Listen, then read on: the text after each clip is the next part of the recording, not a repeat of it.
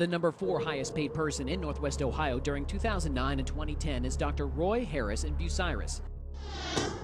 Records from ProPublica.org, an organization that tracks payments to doctors from Big Pharma, show Dr. Harris was paid by Merck and Eli Lilly more than $53,000 total in 2009. Dr. Harris says he thinks doctors are being unfairly targeted with the release of these pharma payments. I think they're unduly singling out stuff for the wrong reason. He says he's earned his compensation, spending significant time traveling the country and giving presentations for pharmaceutical companies and away from his office. When I left my practice, I had to do one or two things. Either I missed the income totally because I wasn't here to see patients, okay, or I had to pay somebody in here to cover my patients. While investigating the pharma payments, we found Roy Harris's name was not only on our list, but his name appears on a disciplinary list from the State Medical Board of Ohio.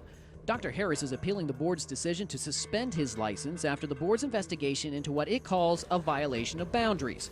The board determined Dr. Harris had sexual relations with 2 female patients and prescribed one of them 3 medications, which the board says is against the rules.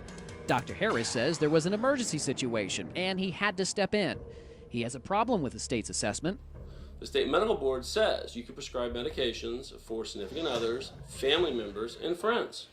However, court documents out of Franklin County show a judge disagreed, saying it was not an emergency. The hearing examiner's finding was amply supported, and Dr. Harris violated the code of ethics.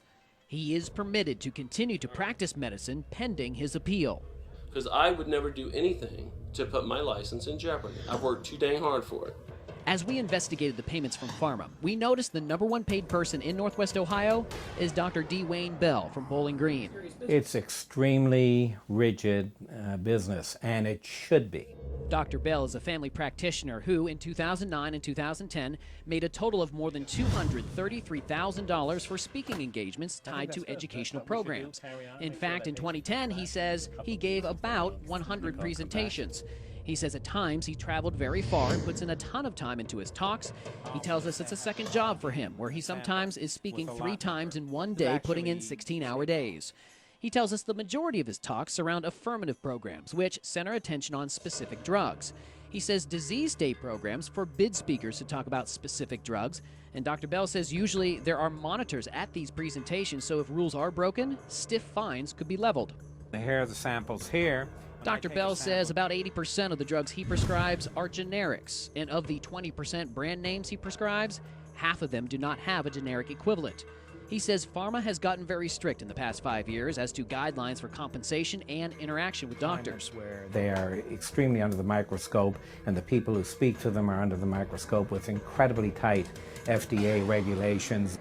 Dr. Bell tells us he has no problem defending his practices, what he earns, and how closely he follows the letter of the law, but he acknowledges there are doctors out there who have not followed the rules, just like people in any other profession. We can only speak for what we do, and I'm very happy in my own skin. I'm very happy with what I do for my patients. In no way are we saying all doctors paid by Pharma are suspicious. In fact, Dr. Bell says the vast majority of the doctors he deals with follow the rules. What we are pointing out is if you have questions, search for answers. There may be more questions than answers, as we found out. Some people do not want to talk to us about this, but arm yourself with information. We have plenty of resources to help you out. Just go to WTOL.com and click on links mentioned. I'm Jonathan Walsh, WTOL 11.